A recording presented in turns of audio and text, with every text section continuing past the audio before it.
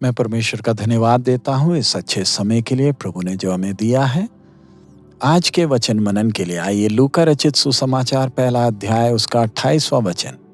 स्वर्गदूत ने उसके पास भीतर आकर कहा, आनंद और जय तेरी हो जिस पर ईश्वर का अनुग्रह हुआ है, प्रभु तेरे साथ है। मैं उर्दू में पढ़ूंगा।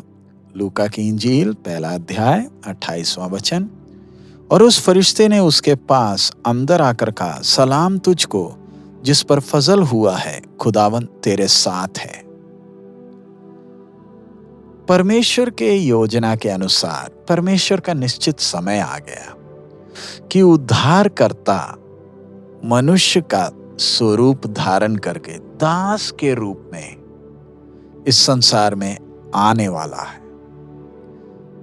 परमेश्वर के वचन को, पुराने नियम को जब हम ध्यान देते हैं, बहुत सी घटनाएं पुराने नियम में हैं जहां पर सर्वशक्तिमान मनुष्य के सामने अलग अलग तरीके से प्रकट हुआ।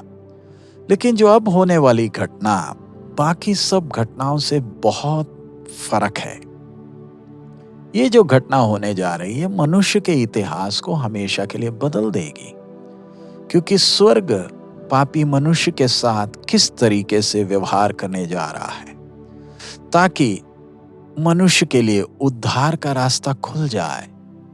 और परमेश्वर खुद ही ये रास्ता खोल रहा है उनके लिए जो उस पर विश्वास करेंगे और जो उसके द्वारा प्रवेश करेंगे, वो अनंत काल के सजा या नरक की आग से बच जाए।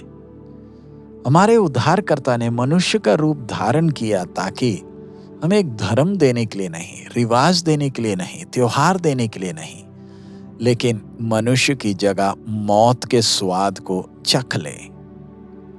कुंवारी मरियम के द्वारा वो इस संसार में आए, किसी मनुष्य के, अशुद्ध मनुष्य के किसी सहायता के द्वारा नहीं है। उसका शरीर जो रचा गया था वो परमेश्वर ने जैसे पहले आदम के शरीर को रचा वैसे ही गर्भ में सृष्टि का काम हुआ है। इस संसार में आने के लिए स्वर्ग ने एक बर्तन को चुना और वो कुंवारी मरियम है। हमारी भाषा में बोले तो स्वर्ग ने कुंवारी मरियम का गर्भ 9 महीने के लिए किराए पर लिया। हम ये ना सोचे कि मरियम पवित्र होने के कारण परमेश्वर ने उसे चुना है। बेशक मरियम और यूसुफ बेतलहम के थे तो भी दाऊद के वंशावली के हैं, राजा घराने के हैं, लेकिन उनकी परिस्थिति इतनी नाजुक है कि वो नाजरत में रहते थे। नाजरत गलील का एक शहर है और वहां से कभी कोई नबी के उठने की कोई संभावना नहीं। कोई धार्मिक यहूदी कभी सोच ही नहीं सकता था कि क्या नाजरत से कभी कोई अच्छी वस्तु निकलेगी। यह मरियम का सौभाग्य है कि इस परमेश्वर की नजर उस पर पड़ी और स्वर्ग ने अपने उस काम के लिए उसको चुन लिया। धन्य एक व्यक्ति जिसे स्वर्ग अपने काम के लिए चुन लेता है। हम परमेश्वर के वचन में समय समय पर देखते हैं कैसे परमेश्वर अपने योजनाओं को पूरा करने के लिए व्यक्तियों को हाथ में लिया जिन्होंने अपने आप को परमेश्वर की इच्छा के लिए सौंप दिया था, और उन्हें परमेश्वर का वचन धन्य कहता है। इधर स्वर्गदूत ने मरियम को जिस प्रकार से प्रणाम किया उस बात को जब हम देखते हैं, स्वर्गदूत उससे कहता है, आनंद और जय तेरी हो जिस पर ईश्वर का अनुग्रह हुआ, प्रभु तेरे साथ है। ये सुनकर मरियम हैरान हो गई कि ये किस प्रकार का अभिवादन है। स्वर्ग को मालूम है कि मरियम ने जो फैसला अभी लेना है वो एक कठिन फैसला है, लेकिन उसे चिंता करने की जरूरत नहीं, क्योंकि स्वर्ग ने उसे अपने काम के लिए चुना है। हम लोग कई बार सोचते हैं अगर परमेश्वर का अनुग्रह हम पर हुआ है तो हम धन्य हैं, और हमारी जो आशीष है हमारे मन में जो आती है वो यही है कि सांसारिक तौर पर परमेश्वर हमें और आशीष देगा। परमेश्वर हमारे साथ होने के कारण अब जीवन में कोई कष्ट नहीं होगा, सारी समस्याएं खत्म हो जाएगी।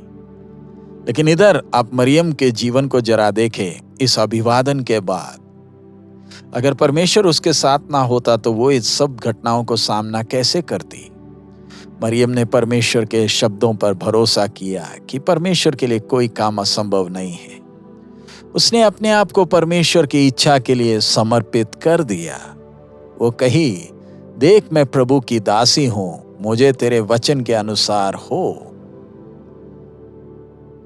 वो कुछ भी परमेश्वर की योजना हो उसके लिए अपने आप को समर्पित कर दिया। वो प्रभु पर उसको भरोसा था और उसने अपने आप को उस विश्वास में बलवंत किया कि परमेश्वर की इच्छा उसके द्वारा पूरी होगी, क्योंकि प्रभु उसके साथ है। उसने यूसुफ की अनुमति नहीं मांगी, ना ही अपने माँ बाप की, लेकिन अपने आप को परमेश्वर की दासी कर कर स्वीकारा कि जो भी परिस्थिति हो उसको वो सामना करने के लिए तैयार है। और मरियम का जीवन उस क्षण के बाद हमेशा के लिए बदल गया। हमें मालूम है यूसुफ ने किस प्रकार उस खबर को स्वीकार किया। एक साधारण मनुष्य के तौर पर कोई भी व्यक्ति ऐसी खबर को स्वीकार नहीं कर पाएगा, और यूसुफ उसे गुप्त में छोड़ना चाहा। मरियम को कितने कठिन समय में से गुजरना पड़ा। उसके पास कोई सबूत नहीं है जिससे वो प्रमाण दे कि परमेश्वर ने उससे कहा है। लेकिन चाहे कितना भी विरोध हो, मरियम का फैसला बदला नहीं। वो बुड़बुड़ाई नहीं, लेकिन एक प्रभु के दासी के तौर पर वो खुश थी। आज हम अपने आप को जांच कर देखें, क्या मैं और आप भी प्रभु के दास या दासी होने के लिए तैयार हैं? आप ये ना सोचे कि आप अपने आप को प्रभु की इच्छा के लिए सौंप देंगे तो जिंदगी आसान होगा। लेकिन अगर परमेश्वर हमारे साथ है तो वो सब काम अपनी योजना के अनुसार पूरा करने के लिए हमें बलवंत भी करेगा। आइए हम अपने स्वर्गीय पिता पर भरोसा करें, उसकी दृष्टि में हम धन्य ठहरें, और प्रभु हमें सहायता करे कि हम उसकी महिमा के लिए अपने आप को समर्पित करें। जीवन में चाहे कैसी भी परिस्थिति आ जाए, उसको सामना करने के लिए हम तैयार हो जाएं। अगर प्रभु हमारे साथ हैं, हम सब कुछ सामना कर सकते हैं। उसके लिए स्वर्ग हम एक एक को सहायता करें ताकि उसकी इच्छा हमारे जीवनों में पूरी हो। आइए हम प्रार्थना करें। हमारे अनुग्रहकारी दयालु पिता, हम आपका धन्यवाद देते हैं। प्रभु, आपके चरणों में आप लेकर आए। आज से हजारों साल पहले हुई हुई उस घटना को जब हम मनन करते हैं बाप, दुनिया क्रिसमस की तैयारी कर रही, लेकिन हम आपके इन वचन के एक एक बातों को जब मनन करते हैं बाप, विनती करते हैं मरियम की तरह अपने आप को आपका दास या दासी के तौर पर समर्पित करने के लिए सहायता कर, ताकि हमारा जीवन बहुतों के लिए आशीष और प्रेरणा का कारण बन सके। आपकी इच्छा हमारे जीवनों में पूरी हो, हमारे जीवन के द्वारा पूरी हो। यीशु मसीह के मधुर नाम से मांगते हैं, आमीन। प्रभु हम सबको सहायता करें। इन दिनों में हम दुनिया जब क्रिसमस की तैयारी कर रही है, हम प्रभु यीशु के जन्म से संबंधित एक एक घटनाओं को जब हम देख रहे हैं, इन वचनों को मनन करें, आत्मा में बलवंत हो। हमारा प्रभु अति शीघ्र आ रहा है। प्रभु हम सबको आशीष दे। मारनाथा।